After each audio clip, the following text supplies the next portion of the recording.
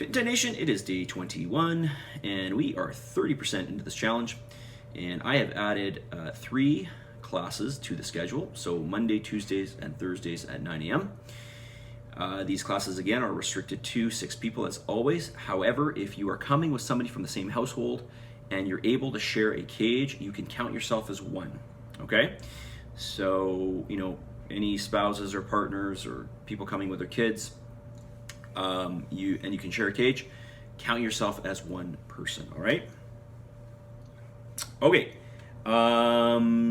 Also, your scans are tomorrow. Some people had canceled their scan or rescheduled it. So if you want to reschedule your scan, like you're looking for a different time, there are some times that have freed up. So maybe you want to, take a look and change your scheduled time, okay? If you're not happy with your scheduled time. Okay, question. Should we try to maintain the numbers after the challenge? That is your calorie numbers. All right, short answer to this is yes. However, if you don't really care or body composition is not really a concern to you, which I'm assuming it's a concern to virtually everybody in this challenge, then I would try to maintain these numbers, okay? Now, there's two sides to this, right? Some people think it's too many calories, or it's just too hard for them to get in these calories when it's real whole food, and then there's those of you who want to eat more than this, right? So, but these calories are very fair, okay? And obviously it's designed to the challenge for you to lose a little more body fat, and obviously the calories will come down, not substantially, but they will come down. And there will be some, redistribution of macros in this as well, which will make a difference. But when it comes to, whether you should maintain these numbers off the challenge, it really depends on how well you do in the challenge and what you've done. All right. So if you finish the challenge and you don't really care, you just say like, I just want to eat as little as possible, and body composition isn't really that important to me, then I wouldn't worry about it. Okay. But if body composition is of concern to you, then yes, I would try to maintain this. Okay. For those of you who want to eat less and are concerned with their body composition, just keep in mind that you will plateau at some point, and the more food you have at your disposal, the better off you will be. All right. So, and like I said, when I've talked about this before, there's a happy medium with that, right? So, yes, of course, if you reduce your food more, you're going to see more results. The question is, what does that do to you long term? Okay. So this is really, one aspect that I'm trying to convey to you guys throughout this challenge. All right. So short answer to this is yes, I would try to maintain those numbers. Okay. Now this sort of leads into the next question that this person asked, which was, should we eat past being full? Okay. So the short answer to this is no, you should not. However, I have a lot of people that tell me they can't eat this amount, they're too full, but yet they're cheating at the same time, okay? Now, this particular person that's asked this question, I'm not insinuating that you are, but I know a lot of people do. So I literally have had people tell me I'm way too full, I can't eat this amount, and yet they are cheating on other foods. So it's like, well, you're too full, but then you're eating these other foods that you shouldn't, you don't want to be eating, and it's taking you past your calories. So the question is should I be eating this much of real whole food and while being full? So if you're too full, if it's making you uncomfortable, then no, I wouldn't do that, obviously. But I can tell you that over time, especially if your physical activity, this is assuming your physical activity is staying at the same level that it is or thereabouts, you will get hungry. It's going to happen. And I see it all the time to the challenge people, as the challenge goes on, they want more food. So just keep that in mind. But if you're stuffing yourself, then I would say no. But understand this: if you're really that full, you shouldn't be eating junk. Okay, you shouldn't be eating whatever like the obvious junk.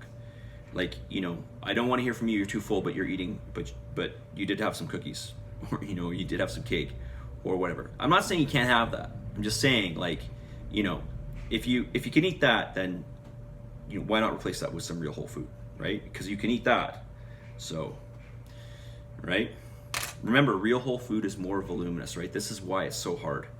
And this is why it's so easy to sit down and eat junk, because it's so calorie dense, and of course it's designed to be highly palatable, highly addictive, etc.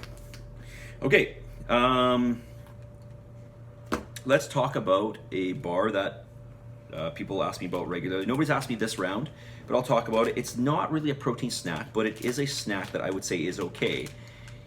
But just be careful, because it does have a decent amount of carbs and fat in it, and that is Larabars, right? And Larabars are really good because like if you look at this one, which is just a peanut butter flavored one, it's got dates and peanut butter and sea salt and roasted peanuts, and that is it.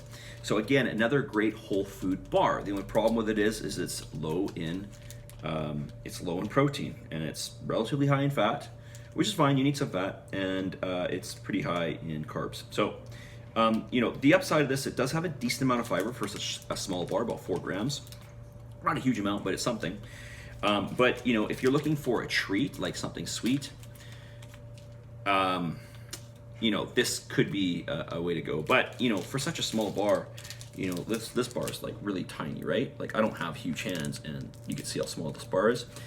It's got over 200. It's got 230 calories. So but it is acceptable. It's got like I said, real whole food ingredients. All right. So if any of you were wondering about Larabars, that's all I have to say on that. Okay. Message of the day: believe, plan, action, achieve. All right, so 4 words. You got to start by believing, because if you don't believe in what you're doing, you're probably not going to want to do it, and it's not going to make sense to you, right? It's like you're always going to be in this constant battle. Well, I'm supposed to do this, but I don't really believe it. So it's really important that you have belief in what you do, and then from there that you plan out what you're going to do, given the guidelines they gave you, and then that you put that plan into action, right? And of course, this is how you're going to achieve, right? You're going to achieve results. So if you are struggling with this challenge, you may want to sit down and take a look at, is it a belief thing, is it a plan thing, or is it an action thing, right? And then identify where on that spectrum you are struggling, and then if you're still having problems, let me know. Okay, but one thing's for sure: you cannot wing this challenge. I said it from the beginning. I'll keep saying it. You cannot wing it. You can't. Okay. So believe, plan, action, and you will achieve. Trust me. This is our 11th challenge. I know by now, and I've been working with people in this area for 23 years. So it's all about planning, just like many other things in life that require some level of daily dedication in order to achieve something. Like I said, anything of any great magnitude requires your daily effort and planning. You can't wing things. Okay, that's what I'm trying to say. All right, so believe, plan, action, and you will achieve. I'll talk to you guys all very soon. Submit, commit. Maybe I'll see you tomorrow. Maybe it'll be Sunday. And if not, it will be Monday, right? Because you've all booked your scans. You should have by now.